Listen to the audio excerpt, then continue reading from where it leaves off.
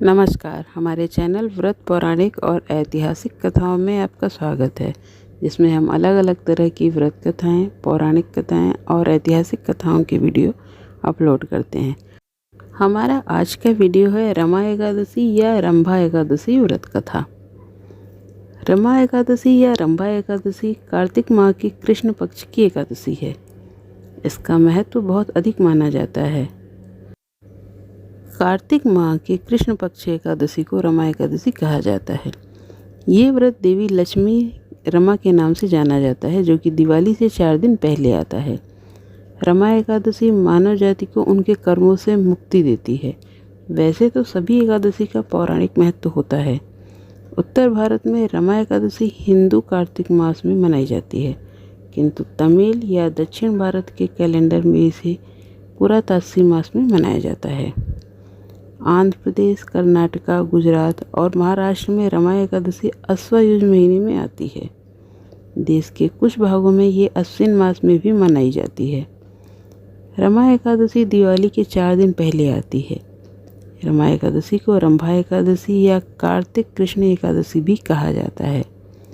ऐसी भी मान्यता है कि रमा एकादशी का व्रत रखने वाले जातक के सभी पाप धुल जाते हैं। रमा एकादशी की उपवास पूजा विधि। रमा एकादशी के दिन उपवास रखना मुख्य होता है। इसका उपवास एकादशी के एक दिन पहले अर्थात दशमी से शुरू हो जाता है। दशमी के दिन श्रद्धालु सूर्योदय के पहले सात्विक खाना ही खाते हैं। एकादशी के दिन कुछ भी नहीं खाया जाता है। एकादशी उपवास के तोड़ने की विधि को पारण कहते हैं, जो द्वादशी के दिन होती है। जो लोग उपवास नहीं रखते हैं वे लोग भी एकादशी के दिन चावल और उससे बने पदार्थ का सेवन नहीं करते हैं। एकादशी के दिन जल्दी उठकर स्नान करते हैं। इस दिन श्रद्धालु भगवान विष्णु की पूजा आराधना करते हैं। फल, फूल, धूप, अगरबत्ती से विष्णु जी की पूजा करते हैं और भगवान को भोग लगाया जाता है। इस दिन विष्णु जी को मुख्य रूप से तुलसी की पत्ती चढ़ाई जाती है। इस व्रत में तुलसी का विशेष महत्व होता है। भगवान विष्णु की आरती के बाद सबको प्रसाद वितरित करते हैं। रमा देवी लक्ष्मी का दूसरा नाम है, इसलिए इस एकादशी में भगवान विष्णु के साथ देवी लक्ष्मी की पूजा आराधना की जाती है। इससे जीवन में सुख, समृद्धि, स्वास्थ्य और खुशियाँ आती हैं। एकादशी के दिन लोग घर में सुंदरकांड और भजन कीर्तन करवाते हैं। इस दिन भगवत गीता को पढ़ना शुभ माना जाता है। रमा एकादशी व्रत कथा। इस एकादशी के व्रत कथा का विस्तार युधिष्ठिर के आग्रह पर श्री कृष्ण ने किया था।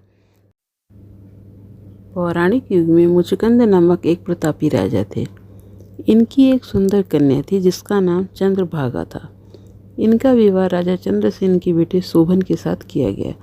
शोभन शारीरिक रूप से अत्यंत दुर्बल था। वह एक समय भी बिना अन्न के नहीं रह सकता था।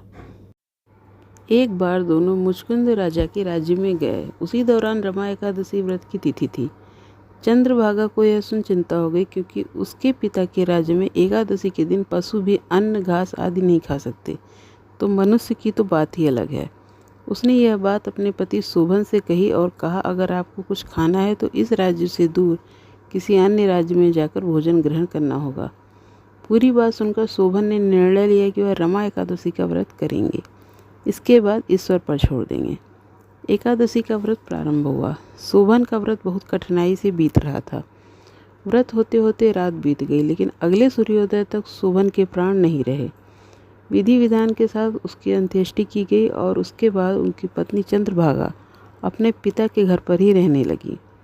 उसने अपना पूरा मन पूजा पाठ में लगाया और विधि के साथ एकादशी का व्रत किया। दूसरी तरफ शोभन को एकादशी व्रत करने का पुण्य मिलता है और वो मरने के बाद एक बहुत ही भव्य देवपुर का राजा बनता है, जिसमें असीमित धन और ऐश्वर्य हैं। एक दिन सोम शर्मा नामक ब्राह्मण उस देवपुर के पास से गुजरता है और शोभन को देख पहचान लेता है और उससे पूछता है कि कैसे यह सब ऐश्वर्य प्राप्त हुआ। तब शोभन उसे बताता है कि यह सब रमा एकादशी का प्रताप है, लेकिन यह सब स्थिर है। कृपया कर मुझे इसे स्थिर करने का उपाय बताएं। शोभन की पूरी बात सुन सोम शर्मा उससे विदा लेकर शोभन की पत्नी से मिलने जाते हैं और शोभन के देवपुर का सत्य बताते हैं। चंद्रभागा यह सुन बहुत खुश होती है और सोम शर्मा से कहती है कि आप मुझे अपने पति से मिला दो। इससे आपको भी पुण्य मिलेगा। तब सोम शर्मा उसे बताते हैं कि यह सब ऐश्वर्य अस्थिर है। तब चंद्रभागा कहती है कि वो अपने पुण्यों से इस सब को स्थिर कर देगी। सोम शर्मा अपने मंत्रों और ज्ञान के द्वारा चंद्रभागा को दिव्य बनाते हैं और शोभन के पास भेजते हैं। शोभन पत्नी को देख बहुत ही खुश होता है। तब चंद्रभागा उससे कहती है कि मैंने पिछले 8 वर्षों से नियमित 11 का व्रत किया है। मेरे उन सब जीवन भर के पुण्यों का फल मैं आपको अर्पित करती हूँ। उसके ऐसा करते ही देवनगरी का ऐश्वर्य स्थिर हो जाता है और सभी आनंद से रहने लगते हैं। इस प्रकार रमा एकादशी का महत्व पुराणों में बताया गया है। इसके पालन से जीवन की दुर्बलता कम होती है और जीवन पाप मुक्त हो जाता है। बोलिए लक्ष्मी नारायण की जय। अगर आपको हमारे आज का यह वीडियो अच्छा लगा हो तो इसे लाइक करें और ज़्यादा से ज़्यादा शेयर करें। धन्यवाद।